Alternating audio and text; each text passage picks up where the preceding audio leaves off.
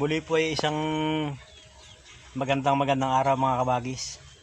Part 2 po ito. Part 2 ng ating pagko-convert ng power window. Ito pong isa na-convert na natin, naikabit na natin yung kanyang mechanism. Ngayon titestingin natin kung gumagana.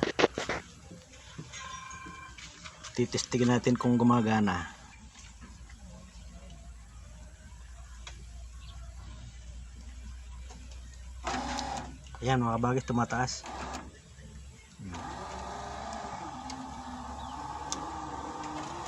Pataas po yan. Pabababay natin.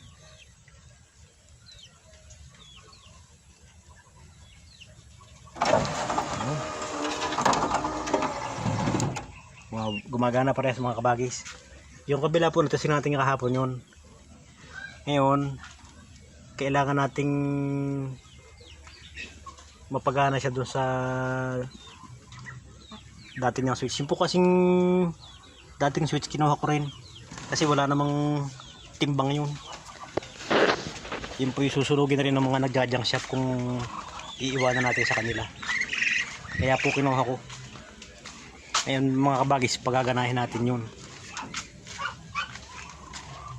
Ito po yung mga switch kabagis, ito. Yan, ito yung mga switch. Dito po siya nakalagay. Ay ito po naman mga kabagis, kita niyo yan. Pum lang yan. Basura na rin po ito, kaya kahit hingin natin doon sa junk shop, ay wala nang problema. Hindi na sila hindi sila lalugi sa atin. Ngayon, susubukan po natin paganahin ito doon sa kabila. Ito po doon sa kabila. Pagaganahin natin doon mga kabagis. Ayan mga kabagis, marami pong wire ditong nahalikwat. Ito po yung tago-tago ni Bayaw. Hinalikwat ko nang hindi niya alam. Gagawa natin ng mga panaksak yung switch. Ito po mga kabagis, yan, medyo malalaki, kaya hahanapan natin ng kakasya. Ito yan, may nakuha na po tayong kasya. Pag-aaralan natin kung paano natin paganahin yung motor dito sa switch natin ito patadaanin. Abangan po nyo mga kabagis. Yan, ito na po mga kabagis yung kakabit na natin ng switch. Ito po yung switch na ating ikakabit. Ating pagpapraktisan yung linya. Yan po naman hindi nakakakuryente katulad ng kuryente sa bahay. At kung yan po naman magkabaliktad, masusunog lang yung linya kasi battery lang naman yan. Pero ang mahalaga po dyan, huwag masunog yung ating motor. Yan, ikukolekta po natin dito. Ito, positive. Ito naman yung negative. Yan. Yan.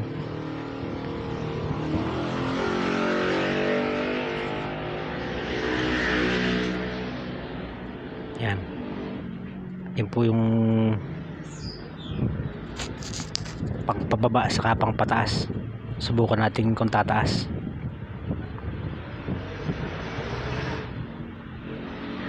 Mag-i-spark mga kabagis, hindi pwede dito siya sa kabilang ito. Yan, pagka po kasi nag-i-spark, magkaaway, kaya hindi natin pwedeng isama doon. Dito siya, yan, dito natin siya ikakabit. Testingin natin.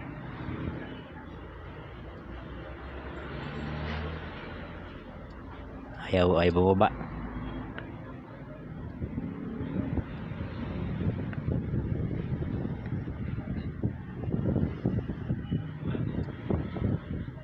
Yan, bumababa po mga kabagis, pero ayaw tumaas. Yun, tumataas na. Yan. Pwede na. Ititip na po natin yan. At pwede na yan baba.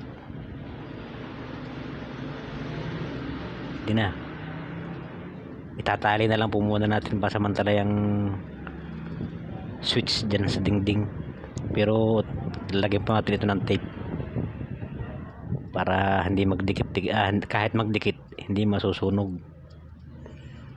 Sayang po kasi yung wire, bagyan na tayo nakapangahoy. Yan pong switch na yung mga kabagis, silug-sugog lang natin yung dating linya. Kaya lang palibasa hindi naman tayo nagkalas, mahirap maghanap.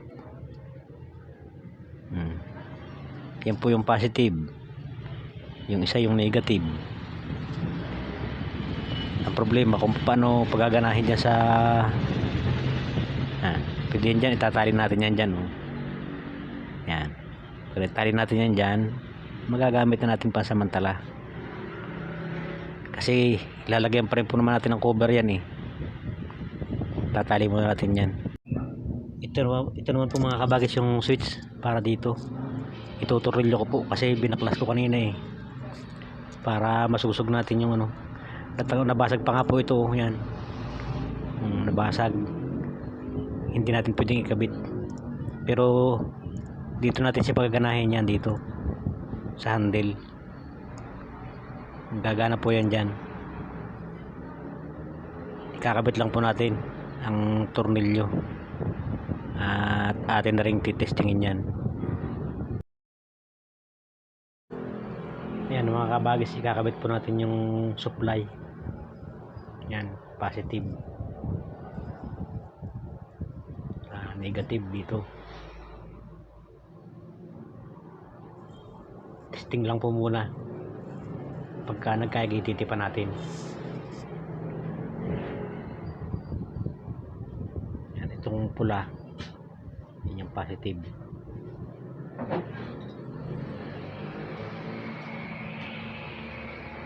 Pipilipit lang po natin mamaya itong titipan. Ito naman yung para sa motor. Ang motor po kasi positive negative din. Testingin natin itong dilaw.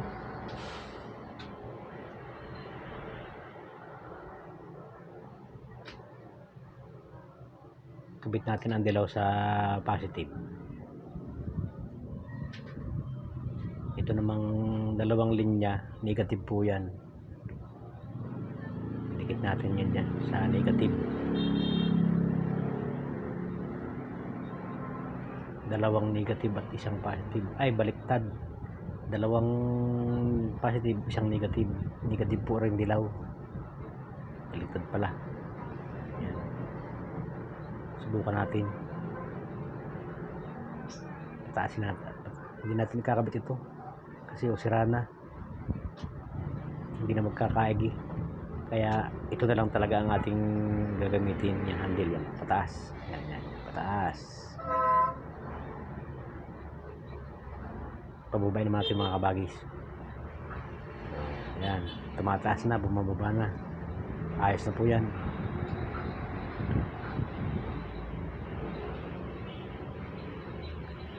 Kakabit po natin tapos ating titipan yan kasi siguradong yan ang gagana dyan.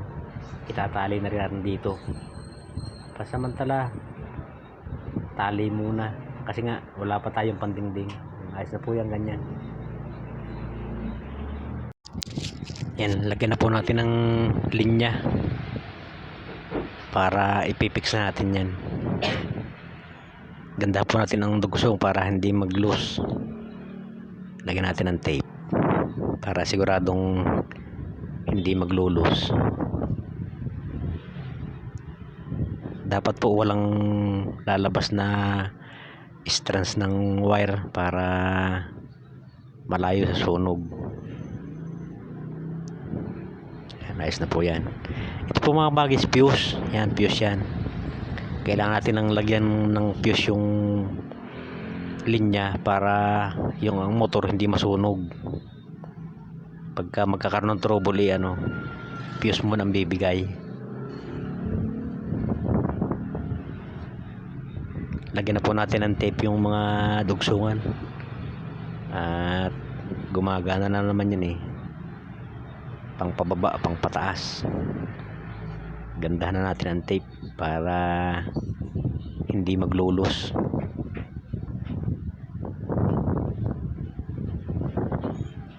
Ito naman pong kabila, lagyan natin yung kabila.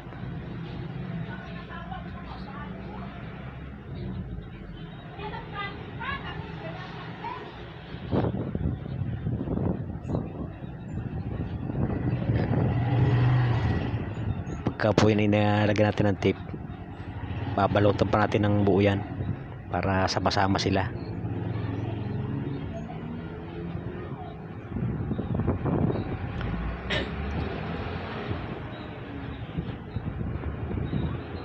Ito na po yung ating gagawing linya para dun sa papunta sa kabila. Yan.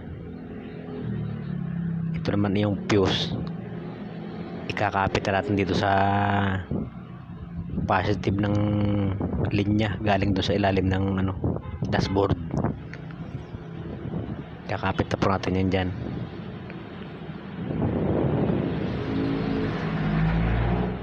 Medyo mahirap nga lang po magkutingting mga kabagis kasi nga hindi naman tayo sanay sa ganitong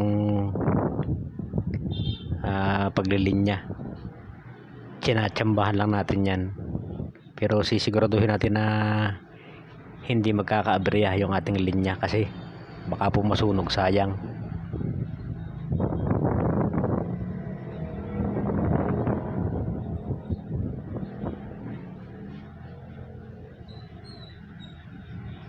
Para po yung sa kabila yung dulo, isang linya lang yung ating gagamitin pero dami na yung dalawang motor.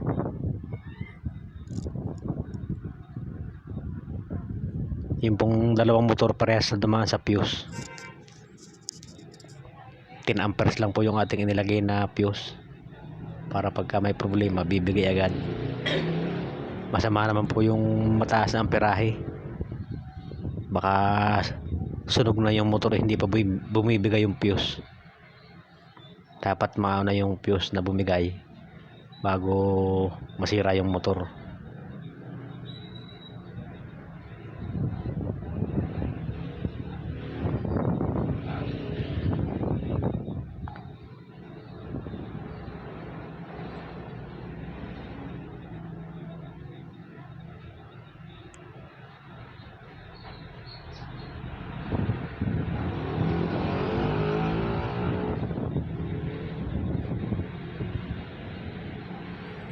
Nandito po ang linya sa ilalim yan, dito. Sasabit na natin din sa ilalim.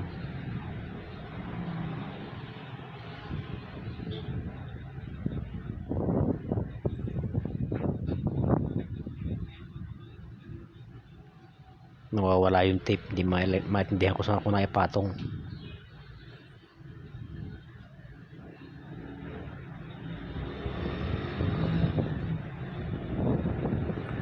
Medyo kapos po yung kapos yung linya ng fuse. Dagdagan natin ng wire yung linya ng fuse. Sumala ang estimate, naputol natin ang wala sa sukat, kaya dudugsong natin ito.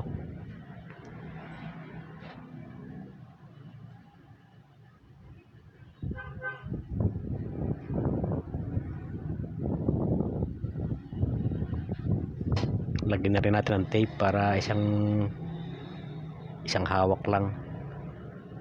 Tipan na natin yan.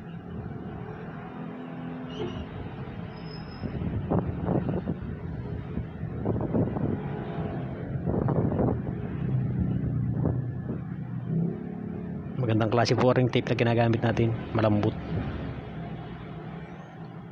Yan, ito naman po yung ikakapit natin sa main na linya. Yan, dito natin paraanin para hindi maipit. Para hindi maipit ng pinto, dito natin padaanin. Yan. Pagka po kasi naipit yan at natalupan yung wire siya, sunog ito. Medyo madilim mga kabagis, pero kaya naman.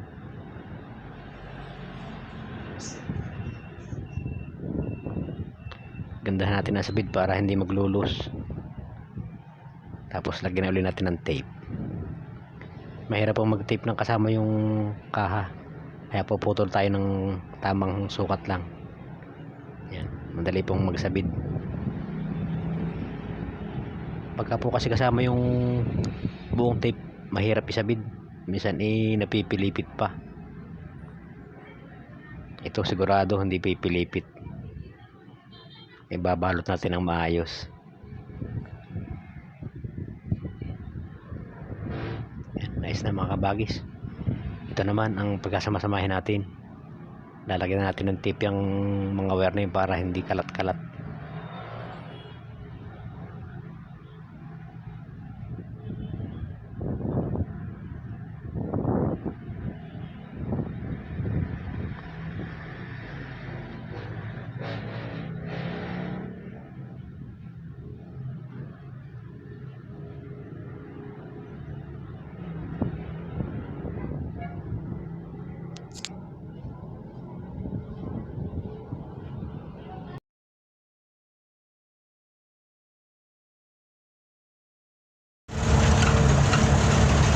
Ayan mga kabagis, tayo po yung uwi na. Yung pinta natin iayos na.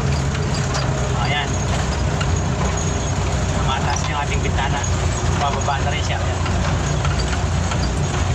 Yung po kabila, patitis natin kay misis. Ayan, gumagana na rin po mga kabagis. Ang kulang na lang po yung aircon. Ito na lang po ang kulang para pag isnaratang mga bintana ay malamig na. Ayun, hanggang sa muli po mga kabagis. At tsaga-tsaga natin susugin yung mga wirings ng power window. Nakuha po sa tsaga. Maraming salamat po sa lahat ng nanonood at saka sa mga manonood pa. Muli po ay nagpapaalam ang inyong paglingkod sa Lentox Moto. Magandang araw po. Mag-ingat po tayong lahat.